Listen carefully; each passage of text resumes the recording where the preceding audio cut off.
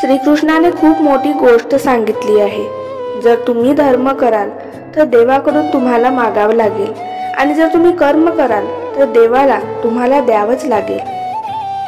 आयुष्यात हे पाहणे महत्त्वाचे नाही की कोण आपल्या पुढे आहे आणि कोण आपल्या मागे, पण हे पाहायला पाहिजे की कोण आपल्या बरोबर आहे आणि आपण कोणाबरोबर आहोत। स्नेहसंबंध जोडणं महत्त्वाचं नाही, स्नेहसंबंध टिकवणं महत्त्वाचं आहे।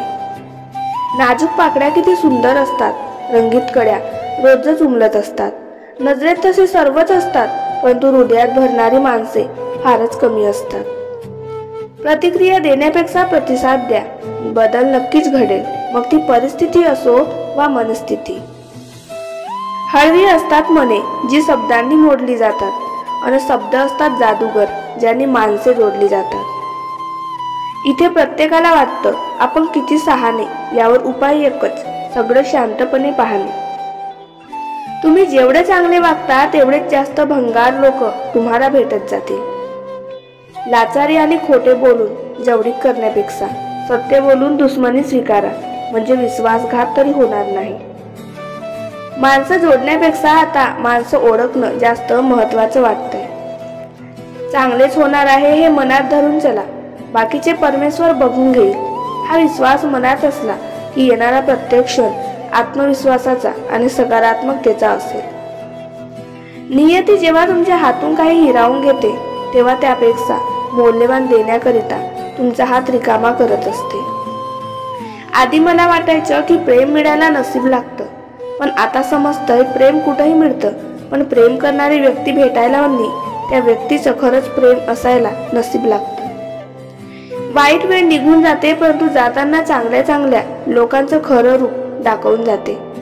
वर्णावर्णाचे आयुष्य असावे, त्यात काटेही असावे, वेदनाही असावी, पण विश्वास तोडणार कोणी नसावं। संयम ही जीवनातील खरी परीक्षा आहे। जेवढा वेळ तुम्ही संयम ठेवून काम कराल तेवढेच तुमचे यश मोठे असेल। जे सहज मिळतं ते शेवटपर्यंत टिकत नाही, आणि जे शेवटपर्यंत टिकतं ते सहज मिळत नाही।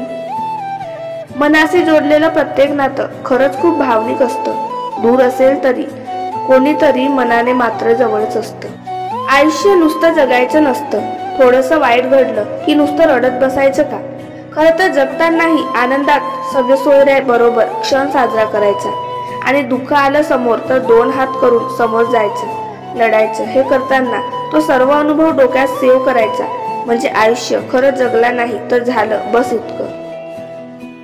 आयुष्यात जो अत्यंत महत्त्वाचा निर्णय असतो की ज्या निर्णयामुळे सगळ्या भवितव्याला कलाटणी मिळण्याची शक्यता आहे, अशा क्षणी कुणावरही विसंबून राहायचं नाही।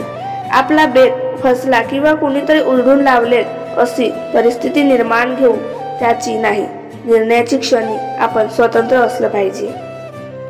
दुसऱ्याची नजर उधार घेऊ नका, स्वतःच्या नजरेतील ताकद ओळखा। त्याप्रमाणे आपली मतं घाईघाईने मांडण्याची चूक करू नका।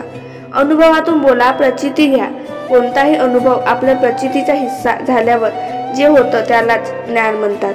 हे ज्ञान त्याचं ज्याला होतं ते दुसऱ्याला देऊ शकत नाही, इतरांकडून समजते त्याला माहिती म्हणतात। अवसर सगळ्यांना सारखाच आहे। जगात जेवढी लोकसंख्या आहे त्यातल्या प्रत्येक माणसाचा दिवस 24 तासाचाच असते। निसर्ग भेदभाव जाणत नाही, माणसं भलत्यालाच भाव घेऊन की जय म्हणतात।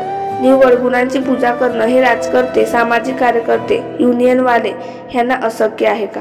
पण भेद या एकाच शब्दावर राज्य चालायचं असल्यामुळं कोण भाव खाऊन जाईल हे कसं सांगणार?